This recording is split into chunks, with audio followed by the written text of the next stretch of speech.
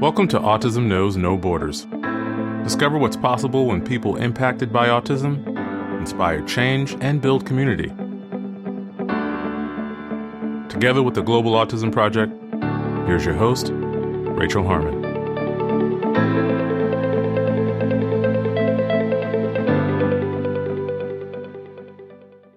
Hello, everyone. Our guest today is Sara Bradford. Sara is an Autistic Self-Advocate, children's book author, and the CEO of S.J. Childs, LLC, an autism consulting business that supports families. She also hosts her own podcast, The S.J. Childs Show. Her husband and their 3 children are also on the spectrum. In today's conversation, we discuss Sara's recent discovery of her autism and how it affects her everyday life, masking and learning to unmask, having a deeper connection with her husband and children post-diagnosis, how autism might present differently for men and women, important considerations when teaching non-autistic children about autism, ideas to promote inclusion and acceptance, what Sara's learned about autism advocacy from doing her podcast, the 1 in 44 Tour virtual summit, and advice for other newly diagnosed autistic women. In this episode, discover what's possible when you're on the inside looking out. To learn more about Sara and her work, please visit our show notes at autismknowsnoborders.com. We appreciate your time. If you enjoy this podcast and you'd like to support our mission, please take just a few seconds to share it with one person who you think will find value in it too. You can also follow us on Instagram at Autism Podcast, subscribe to our YouTube channel, Global Autism Project, and join our online community at community.globalautismproject.org. And now I present you Sara Bradford. Hi, Sara. Welcome to Autism Knows No Borders. Thank you for joining us today. So nice to be here. Thanks for having me. Yeah, you've been a community member for quite some time, so I'm excited to finally get you on the show. Yeah, get to know each other a little bit more. It's one of my favorite things to do. Could you please briefly introduce yourself? Yeah, definitely. I'm Sara Bradford, also known as S.J. Childs. I'm an author, children's book author, and a podcaster, a mom, a new CEO. So that's just fresh and exciting to start things. And I have been on my autism journey, learning, about it and everything for about a decade now. But just recently, in the last couple of months, I found out that I'm also on the spectrum. So we're really looking at 4 decades of now uncovering what that means for myself. So it's been really exciting. And this community has been just amazing to be a part of. And I'm so grateful to have found you guys. Great. Yeah, we're happy to have you. So what made you finally seek out that evaluation? So about 6 years after my son was diagnosed, my husband got his diagnosis or findings, I should say, that he had Asperger's at the time. And so I started really looking at what that looked like and kind of like what my perspective of our relationship was like and how I could look at that differently than how I was looking at as a parent to a child. And so then about maybe a year ago, my daughter, who's 10, also, we were going for a dyslexia diagnosis and came back with dyslexia, autism, ADHD. And then I started to really think about it and evaluate, okay, well, these are all of the ways that she's like me, or that maybe I was like this as a child. And it started to again widen and bring this new perspective of, oh, wow, like this makes more sense. And I had kind of been questioning and telling my husband, how do you think I understand all of you so well?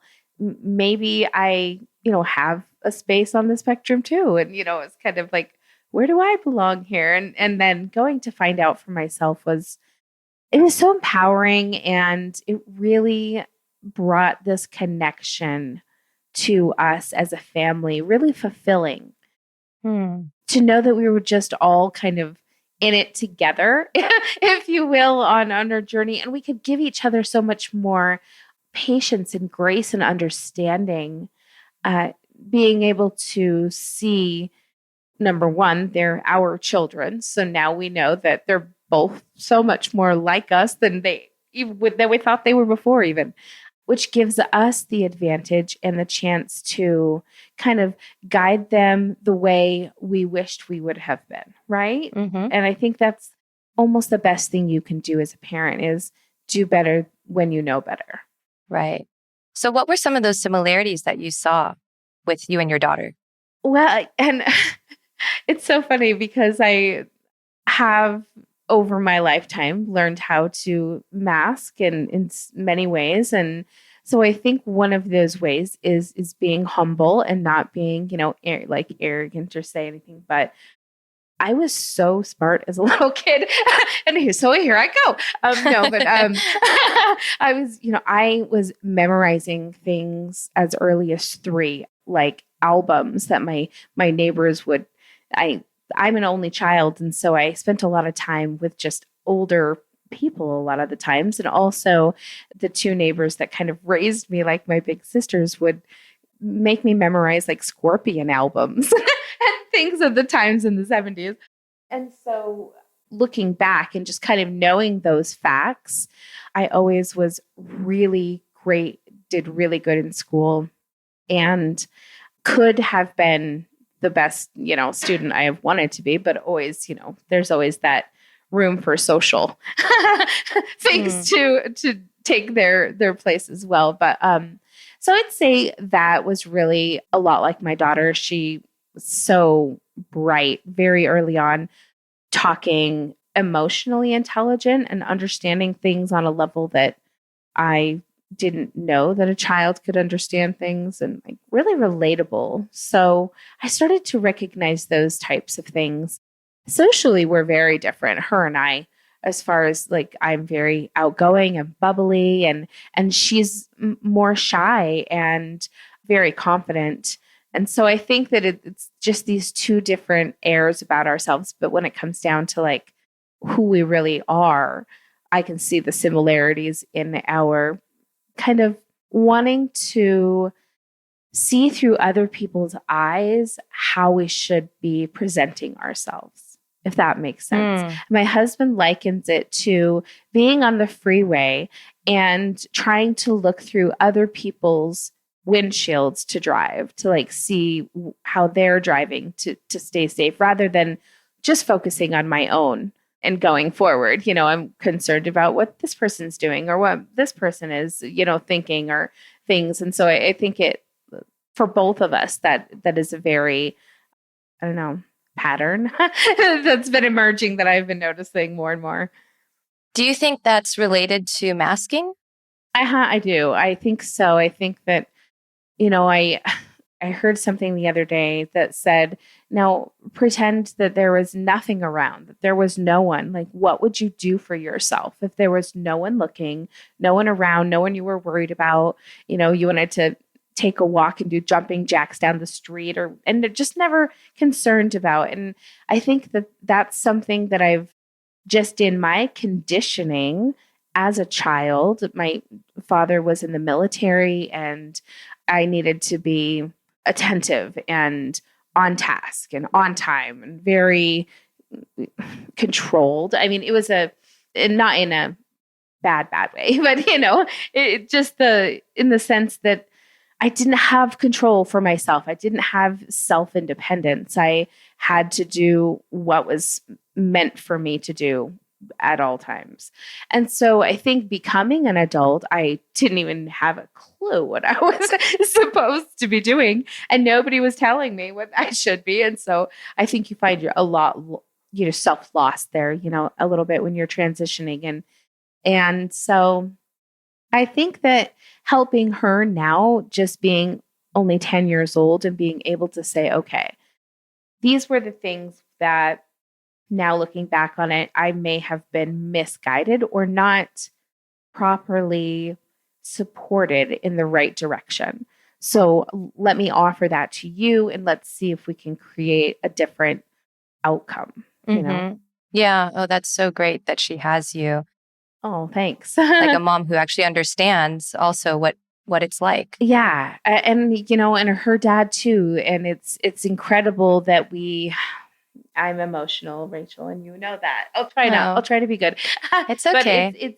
it's so great to have these relationships with our kids that we felt like we had missed out on in our childhood. Just the closeness and especially as an only child. I mean, I had no idea what like a sibling relationship was like, and my parents were divorced, so I didn't even know what a married, parent situation was like.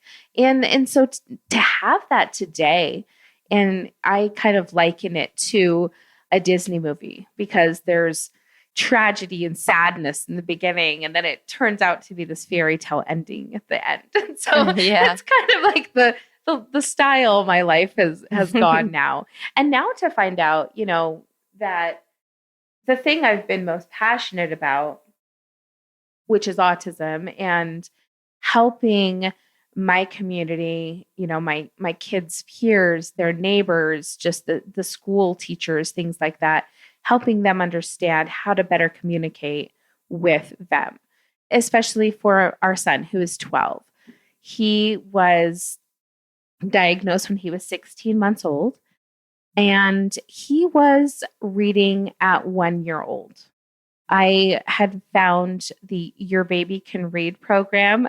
It was quite a while ago, where they had DVDs and flashcards that you could start to help your baby learn how to read. And so I was very interested in early childhood education. And I thought, I'll do this. This, is right up my alley. And it was very successful. He was reading right away. He was writing at 2. And so because he was still nonverbal and hadn't started speaking, we were able to communicate through writing, through lists. And I would make like a wants and a needs list and put his items of choice that he, things he needed. And we started to form our communication through that. We did do some sign language.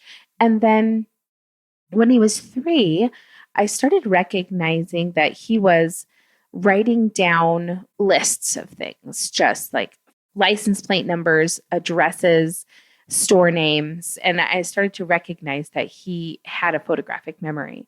I mean, it was exciting and challenging at the same time because you're like, oh, wow, like this is so neat. And I just jumped on and like got all the preschool, kindergarten age educational academic stuff I could find, and really just started teaching him, and he started self-teaching. And it's been a really fascinating journey. And he's 12 now. I would say at age of 8, we had him tested. We wanted his IQ tested. We didn't get a IQ number, but we did find out that he uses 99% of his working memory, which is all you can use, right? A lot. Yeah. So, yeah. And so at that time, like I said, he was 8, which would have put him in 3rd or 4th grade. I think 3rd. He was doing sophomore math. He did, like, they tested him and he was at a sophomore level in math. Wow. Yeah. And now at the age of 12, he's phased out, if I don't even know how to say it correctly. And so this year I'm going to be looking into options because I don't even know what is the next step. Does he take a GED now? Do colleges start to be interested in finding out if they can, help him? So there's just like this new and amazing new discoveries to make with him every day. And, we've been homeschooling and online school for so many years now. With him, he was in 1st grade when the school district said, we just can't teach him on the level he's at. And I had to bring him home and just did it, and luckily we had like a great online school criteria to follow. So I wasn't just winging it everywhere. Yeah. But now he's still partially verbal. He is verbal, like you saw. He came in and said hello, but we're still working on communication. We're still working on scripting conversations, things like that. But he is currently studying about 133 languages. Oh, wow. And like, I don't know what level of math he could possibly be at this time. But So the languages are with reading and writing? yes. And so he can recognize script or hear auditorily how to recognize what language it is. I don't think that he can actually maybe speak a sentence in every single language, but if he hears it, he's like, oh, that's German. Oh, that's Russian. Oh, that's, oh, that's written in Latin. That's written in Hebrew. He's been studying language for years now, and he just loves to do that. Mm-hmm. So yeah, that's been a really interesting. That was my introduction of of what autism looked like, and now I know so much more. Now I see it from the perspective of every member of my family.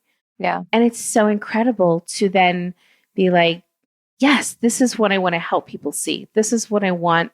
This is what I've been advocating and speaking about, and telling my husband, like, I need a louder voice. I need to help people understand just how integrated everybody already is, and just not seeing things for the real picture. right. Can you elaborate more on like that connection you were talking about with your husband, how that changed after you found this out about yourself and got that confirmation? Yeah, absolutely. We've been together it'll be 18 years this year. So for us, we have this like best friend marriage, and we've been so close for so long. And when I realized, it was at that same time that we had DJ tested when he was 8, that's when I was going over the ADOS, and I was like, husband, check, check, check. And I started realizing, because I had available to me his 9-year-old psych eval as well. And so I was reading over his going, people, what, but they just didn't have the same information available to them then. But there were things that were clear and obvious to me, and I brought it to his attention and just said, guess what? You're on the spectrum. And he, kind of took the information in, and over the next, year or whatever, was like, really embraced it and said, it makes so much more sense. Now I can understand, maybe like he doesn't like to be around people when they're eating, which is very common, right? And our son is the exact same way. And so when I had that kind of realization, I was able to give my son so much more patient, and not that I wasn't even patient before, but then I had this knowledge on top of it that said, okay, this really bothers him. It's not that he doesn't want to be there, that he's, needs to be trained better on how to be there. This is not for him. Like, it is not for him. And I'm not going to force that on him. He doesn't have to sit and watch people put food in their mouth and listen to the sounds and be grossed out and, all of the things. I give this man that I love all of these accommodations for those same purposes. I can do the same for him. So, but yeah, when I found out for myself, it just really was almost like a relief that I wasn't the only one looking in, Yeah. I was also looking out with them. So Right. it's just so fascinating. And I think that parents of, smaller children or, first diagnoses, it can be overwhelming and a little bit unknown of how to maybe help or get support. But I think that when we really recognize the advance and advantages that we have now in our societies, there's so much great information out there. There's so many self-advocates getting as much of the right information. If you can say that, I don't know could be right or wrong, but more perspectives. And I think that is good for families. That's good for parents to see, Danny Bowman that now she's, on Netflix and on Love on the Spectrum. And she's like, has her own business. And she is the most like driven girl that I have talked to. It's so special to be able to know that you don't ever know where your child is going to end up, no matter if they are neurotypical or neurodiverse. My husband has a wonderful analogy of parents are like a bow and the children are like the arrow. And they could be the most beautifully crafted. And somebody has taken just time and they've made all these special things, but once the arrow is shot away, like anything can change the trajectory of that arrow. Wind, something that come into its pathway. Just there's so many obstacles or there's so many unknowns. And you have to just be prepared to kind of support where that lands instead of have expectations of where it should go and then be disappointed because that's expectations just lead to disappointment. So It's really interesting to, setting goals and setting like making good choices isn't the same as having expectations. Like expectations are things that are unknown to someone else that you have unintentionally placed on them. And sometimes that can go wrong. We've had this really great idea of kind of like starting maybe a movement, if you will, about clear intentions.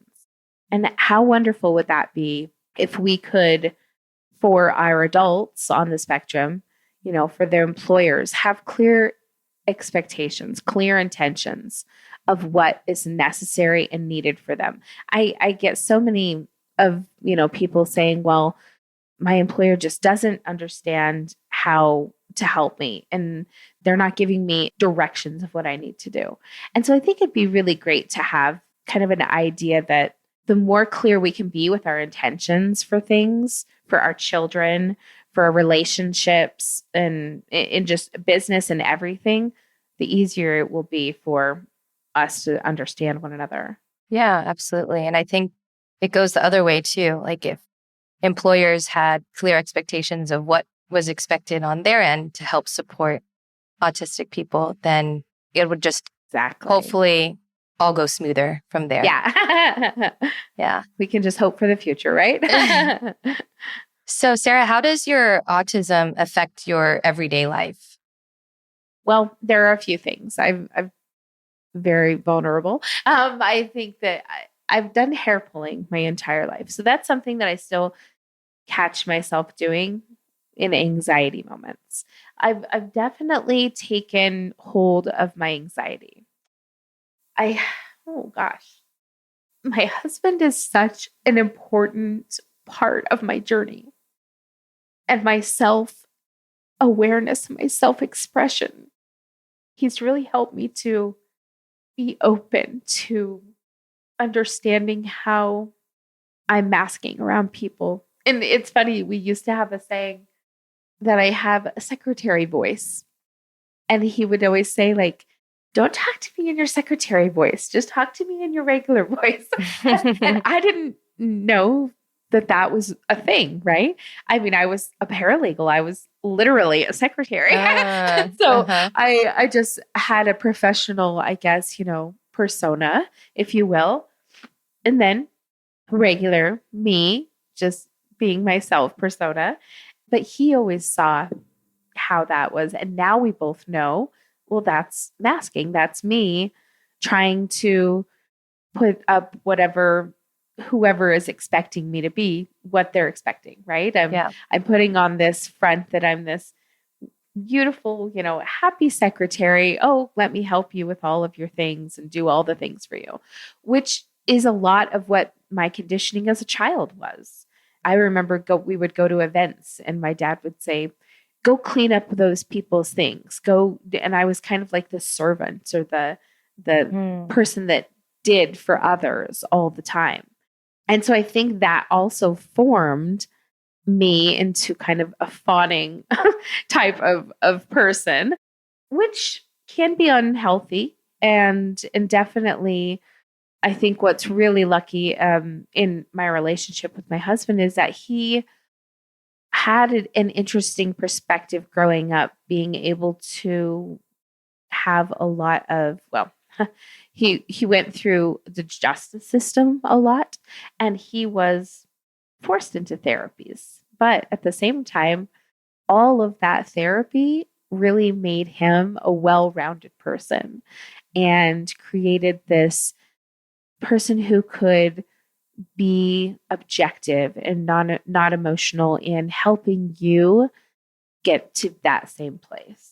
Which at the time when I met him, I think that I wouldn't say my worst self, but maybe a little bit, in that I had no self-control. Like I was very impulsive.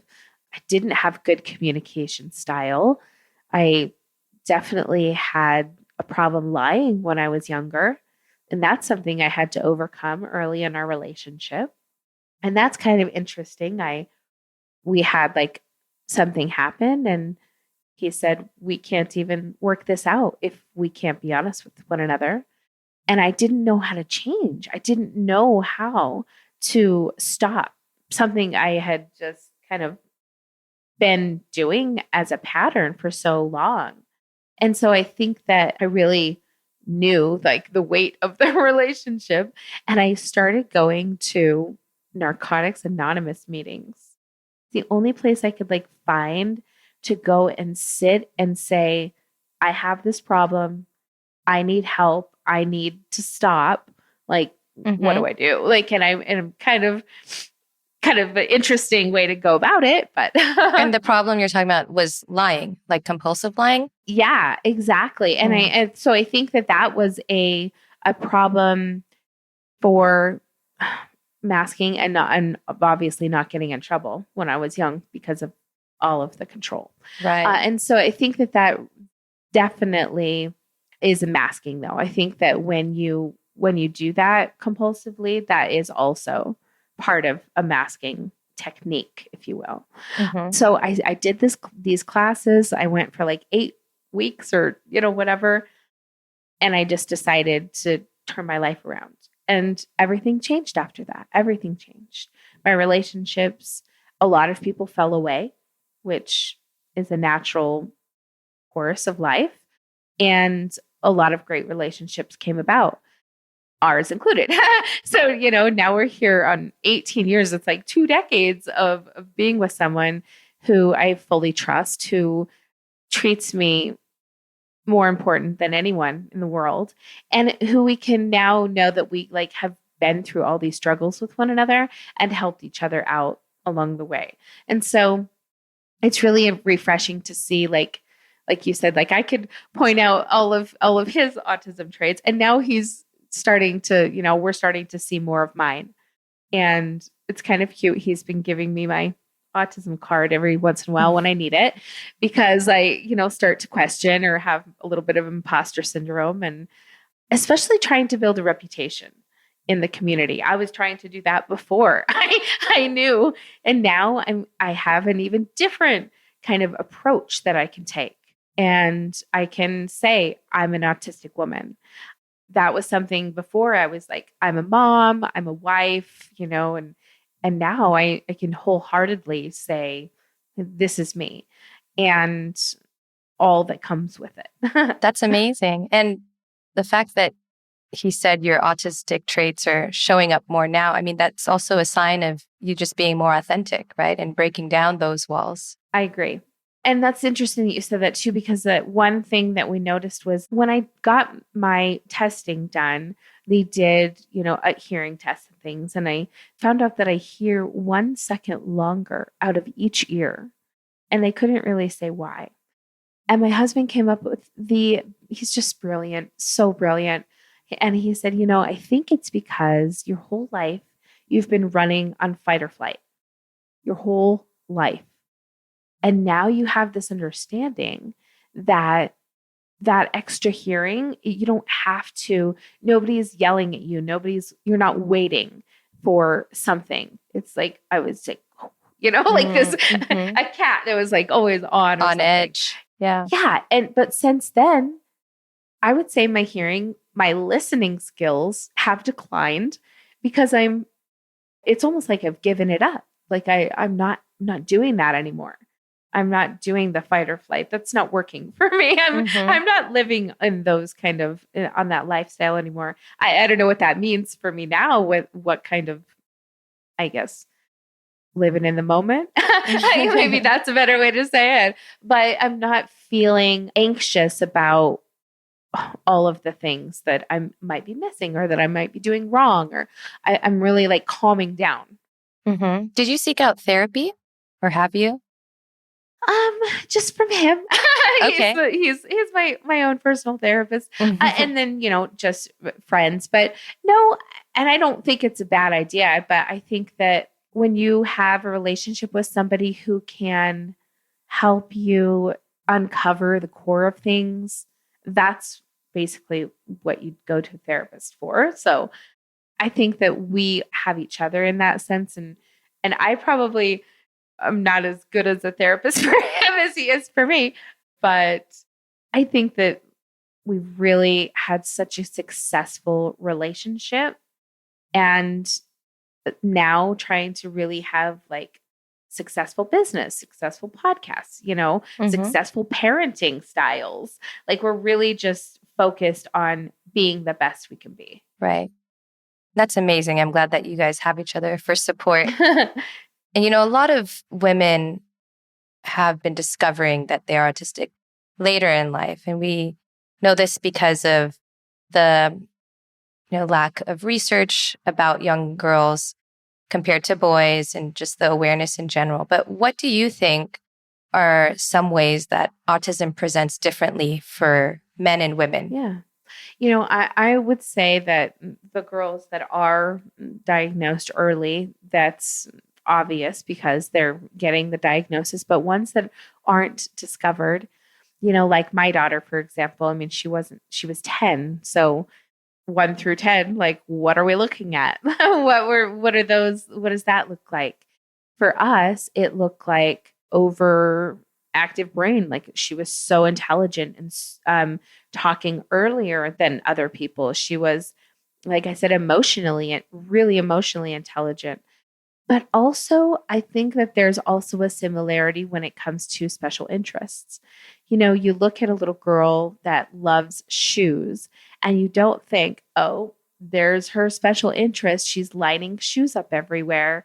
No, she's a girl. She loves shoes. Like, whatever, right? And that's like society's idea of what girls should like, or dolls. I had to buy a new baby doll in the little toy section of the store every time we went to the store. I think she owned like 25 baby dolls. But does society question whether or not a lot of baby dolls is a sign? No, because she's a girl and she likes baby dolls, right? And so I think it's just really interesting when we look at those types of things like special interests and communication. I think that we need to recognize that, I mean this in all the respect I can say, men and women, male and females are different. And we can't look at them in the same way, even with our brain. We have to look at things, every individual different, not only that, but we have to recognize that hormones are going to be different play. Like all of the chemicals that are in the brain are going to be working differently than they will be for the other. So it's for me, it's almost like the lack of understanding should have been recognized, understanding that there was a difference to begin with and not trying to compile it all into one category of what autism is. So, what do you think are some specific challenges to being an autistic woman? Like, do you find it hard to relate to the world or struggle being heard more than males? Yeah, I think that for me, I always had a physical difference and not one that is very easy to see for others. It's a outer ear microtia, which means I have really little ears. And so I always thought me feeling different than everyone else was that. And I'm sure that was part of it. But now I know it's also because, neurodiverse. But I think that is something that has always affected me. I just thought it was for different reasons. So now I can see that. Now I can see that in fact, I would liken myself to a unicorn that just was always off, kind of prancing around everything else, looking in, never really realizing that, knowing that I was had, special talents and I was really good at whatever I wanted to be good at. And I think that that's an interesting sign, if you will. I find the same thing in my husband. Like when we first met, and we would joke a lot that we were just both above average. And I don't mean to be sound stuck up or anything about that, but he's masters anything he does. Spray painting, playing pool. We used to play in billiards tournaments, and he would just beat everyone, all the old players, all the young players. Once he finds something and tunes in, he just masters things. And I've been kind of like that with careers in my life. I've had so many different careers. And I think that might be something indicative of autistic, traits. But I will say that maybe to my disadvantage is how friendly I am and how open I am, that some people dislike that. Some workplaces dislike that. They don't want over social, happy behaviors. And so I think you just have to find the right balance in anything you do. I kind of joke the only job I've ever been fired from was from a divorce law firm because I was too happy. And they, otherwise, I mean, I have, had I've been a preschool teacher and I was a paralegal.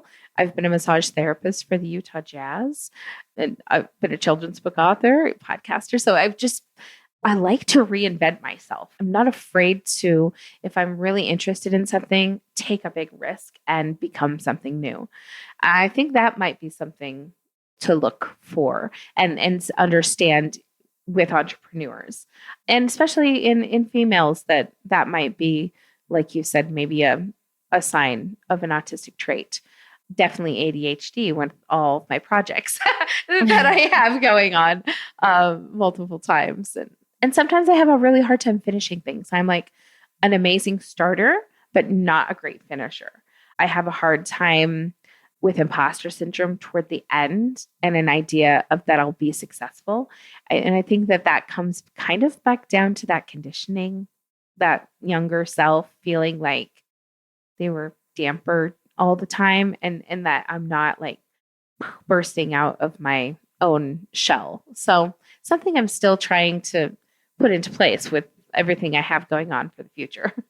Yeah. And, we've talked about imposter syndrome a lot on this podcast. It's a common theme with our leadership training that we do at the Global Autism Project. And it's like that little voice never really goes away. It's more about what are you going to do to overcome these barriers? Mm-hmm. Yeah, definitely. And I think for me, I do a lot of strategizing for myself. There have been times where I've just made kind of a mental, discipline for myself and been able to change things. Other times I have to write things down and leave notes for myself. And sometimes, let's be honest, I'll leave a note and it'll become ingrained in my background of what it is that I don't even notice the words on it anymore. It's is just part of the background. And so I think that time management, executive functioning, I guess that would fall under that category. Skills that we can always work on sharpening. Yeah, absolutely. All right, Sarah, I'd like to change topics. So you mentioned you're a children's book author and you have a series of books for children about autism. All kinds of special needs, actually. Oh, all special needs. Okay, yeah, great. Yeah. So what do you think is an important consideration when teaching non-autistic children about autism or about disabilities? I think it's really important to show similarities so that they can have a sense of understanding and compassion. And a little quote that we love to use is a little bit of knowledge turns fear into understanding. And when you give children a little bit of knowledge on how to better understand their peers, they aren't confused or afraid of why it might look different for them. And so it's very empowering to just a little bit of information. And so I think that making sure that my books have animal characters, and everybody likes their own what they like. The animal characters for me were helpful because one book, for example, is about physical differences. It's about a cat with little ears. And so this little kitten needs to learn that all cats are different. If you look at them, there are really no two cats that are the same. They have different size whiskers, tails, ears, spots, stripes, fur color, just so many different varieties. And so to liken children to see that all of these similarities still make them all cats, it is really easy for them to understand and to say, okay, all of these brain and thinking processes might look different and might have different outcomes, but we all clap our hands. That's a human experience. We all jump up and down. That's a human experience. And so it's so much easier for them to say, okay, well, this person might just, when they hear a loud noise, they jump up and down a little bit more than I would. But that's all. Like, I don't need to be afraid. And, bullying usually comes out of the fear of not knowing.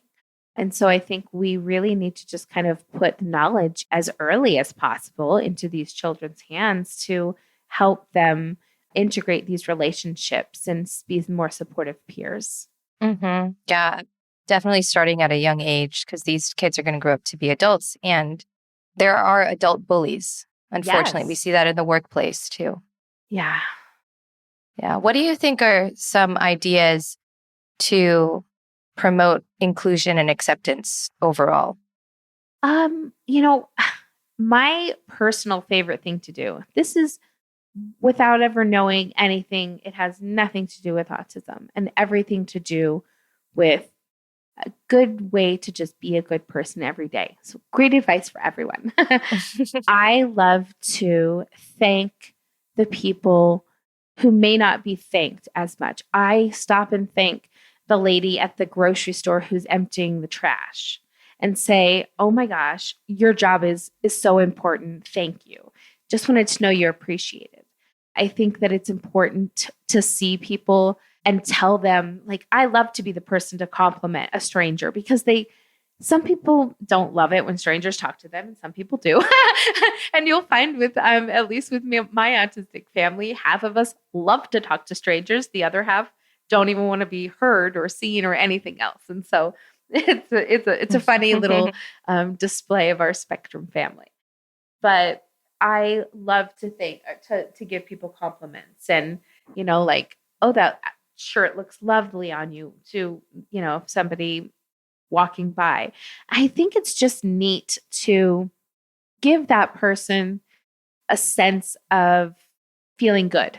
And I can provide that. It's easy for me and I like to do it. So I think that that's good advice for people, that it's okay. Maybe in the grocery store, be more patient when you're in line, be understanding that everybody deserves the space in front of you, the same space that you are in. In fact, not to go back, but that is one of my biggest challenges. I would say that is my biggest autistic challenge. I have a fear of people behind me, whether it is driving, standing in line, sitting in a drive-through. Like, I fear that my deserving of where I'm at is less important than the people behind me, that I need to hurry and move forward and be considerate, that it's not like, it's my fault that I'm not moving quickly enough through things. And so it's something that I've really had to take some mental efforts to stop doing that, to have this like, I deserve to be here. I deserve to have this space at the post office, even though you're mad behind me. It's not my fault, right? And so it goes right back to that, not looking through other people's windshields, staying focused in my own lane, in my own type of what needs to happen. Yeah. Sorry if I went off track there a little. No, that's okay. So going back to what you were saying about showing appreciation or gratitude, giving people compliments, I think that's also contagious, right? Yeah. Like if you model that to people around you, even if it's to complete strangers, they might be caught off guard at first, but then they'll see like, oh, so I could do the same thing. I could actually extend some nice words to the next person I see and kind of pay it forward. Yeah. So I like that. It's like a ripple effect. It's really neat too. And I'll tell you, the places I'm a really loyal customer, if you will. I'll go back to the same store forever. And especially if I've made relationships with 1 to 10 people, whatever. I love that. I love to go in, say good morning, say hello. There's times where as a mom with little kids, I was, $5 short at something at the checkout. And I've already built these beautiful relationships with these people, and they don't even think twice to jump in to help me. They're just so giving. And so it comes full circle, certainly. So I think it's really, like you said, it's a really great example to go and to show for people. Right. All right, Sarah, let's talk about your podcast, the SJ Child Show.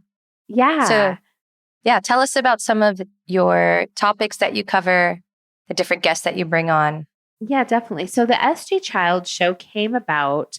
I was just going onto people's podcasts to promote the books, and SJ Child is my author name, my pen name for my author name. And as we were trying to figure out names for the podcast, I thought, well, we already have a brand name. Let's just keep it. We'll keep growing. And so SJ became a thing, and she became a real person as a host. And it's been so exciting. At first I thought, okay, I'm going to keep it kind of, instead of just focusing on autism, I wanted to interview some business people that I had built great connections with that weren't autism related. I wanted to interview some authors and things. And so I kind of wanted to just keep it open, like, a talk show, basically. Mm-hmm. Our tagline was supporting families on the spectrum of life. And so I wanted it to be about helping educate families and bring tips and information, but not just solely on that. But that's sometimes not how things play out. So it's mostly consistently, I have probably more autism episodes than anything else.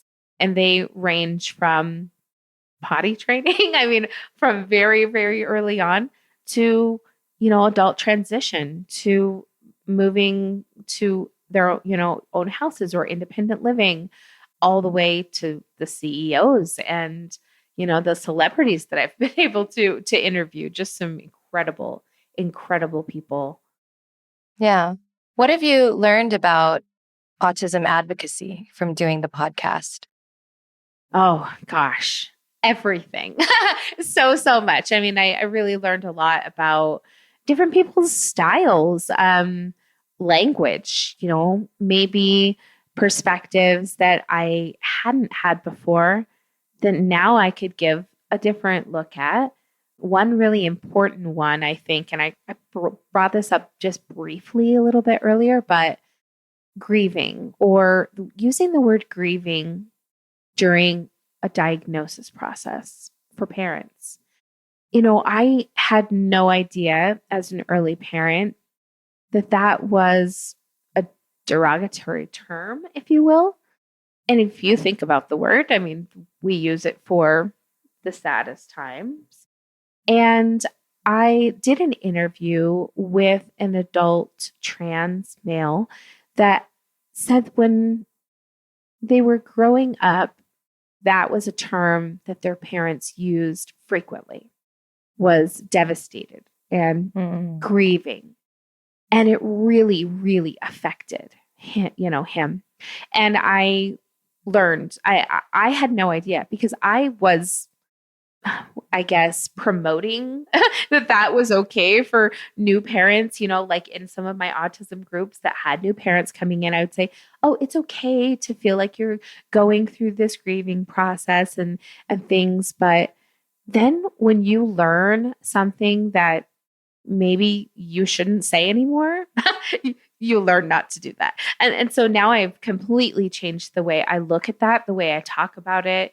And I think it's important to just even bring it up because you don't know until you know that it is something that has affected someone like that. Yeah, that's interesting because we've talked about that grieving process here on the podcast. What would an alternative be? I like overwhelming because it doesn't have a negative connotation. It's just what it is. It's overwhelming. It's a lot of information. It's a lot of emotions. It's a lot of new perspectives to have to learn about. I think it's fair to say it's overwhelming. It's overwhelming for the child and the parent. Mm-hmm. But I don't think it gives the child a sense of, parenting is overwhelming anyways. It kind of, it lightens the mood around it. It doesn't make it like we grieve the loss of people and things and friends. And so now I see that that's just like a really sad thing to say. And especially if your child hears, and of course, people in parent groups and things like that, I understand they're not saying it to their child, but it's important to still have that information that some language can be harmful. Mm-hmm. Yeah, that's really interesting. And I'm also trying to just wrap my head around it now because I do see the parallels, right? Like the grieving the loss of the child that they could have had. Examining those steps for what they are could also help in the acceptance process. Yeah. But I'm wondering if maybe the whole thing could just be reworded. Like if we attributed these different steps to different words, like instead of denial, like something a little bit more appropriate that wouldn't be so harmful. Yeah. So, yeah, thank you for bringing that up. I never really thought about that. Absolutely. Like you said, having so many diverse people on the show, I've just been able to uncover so many different perspectives and see, all the struggles and all of the success and get great ideas. The clear intentions that came from Temple herself. Like we had an interview and we were talking about how I'm working on a project with our local children's hospital to make one of their ER triage rooms sensory friendly. And one of her ideas in when I was kind of talking to her about what are some things that you think might be important in that process, she said, well, what about clear machinery so that kids can see inside the thermometer, inside the blood pressure machine, in the inside workings of things. Yeah. Which really gave way to that clear intentions across the board, right? Which then it's so exciting. I mean, it just like things grow and grow and grow. Then I was completely not related to autism, had a Food Network chef on my show, but he just happened to have some autism, connections or had done some fundraisers. And so we did talk a little bit about autism. And one thing I mentioned to him was, well, maybe the next time you do one, you can get clear cooking containers, clear glass pots to see that they can see what's happening on the inside.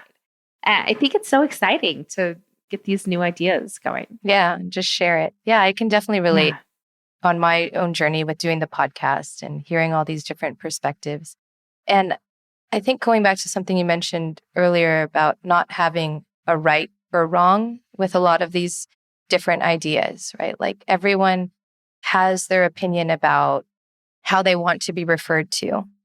There's a big controversy around person first, identity first, and or even how they want to be represented with the puzzle piece or not. And not everyone agrees, and autism is not a monolith. And I also try to show that wide range of perspectives on our podcast too, just so that it leaves it open for people to think outside of what the norm is, Yes. supposedly, and know that whatever they think, if they don't agree with the majority, is not wrong necessarily. It's just how they feel.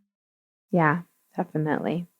I couldn't agree more because it's when we kind of accept that we all think differently from one person to the next. You can look at your own neighbors and your own communities to find that out. And we don't normally go into situations. I mean, I guess everybody has their own perspective. I have rose colored glasses, if you will, or happy, like cheery ones. And so I try to see things from, good perspectives or how they can be better. And so I think that the more you kind of support the people around you and be the change you want to see in the world, right? I think that's a really great quote. Yeah. We're trying to promote inclusion and acceptance of autism around the world. And so we kind of need to practice what we preach and include and accept different ideas about autism within the community itself. Exactly. Yeah. All right, Sarah. So you're also hosting a virtual summit in August called the 1 in 44 Tour. So what made you decide to put that together? So it was my brilliant husband's idea. He said, just in brainstorming one day, I think it was like maybe last January, he said, well, what if in April you did something called like the 1 in 44 Tour, which is representative of the 1 in 44 individuals diagnosed with autism in the United States. So I'm not quite sure about the world's numbers for sure, but I'm in the United States. So that's, where I was doing my focus. And it's great because it kind of comes back to exactly what you were saying on how we can get these perspectives to the world. So I have had the opportunity to bring together over 20 autistic speakers and live podcasters, including yourself. I'm so excited. August 12th and 13th, there will be a virtual autism education conference for those people who aren't sure what a summit might be. And it's going to be just a real educational kind of view from the spectrum, I like to think of it. Different, we have some presenters that are celebrities now that have been on Netflix recently. We have some presentations that are from some of our advocates that are across the United States and across the world. And so to be able to bring all of these people together, to hear their different stories, to, eavesdrop into a day in their lives, to kind of get a sense of what their struggles might be, what their challenges were, what they've overcome, and the success that they're having now. I think it'll be so special to help people see what autism looks like today. Yeah.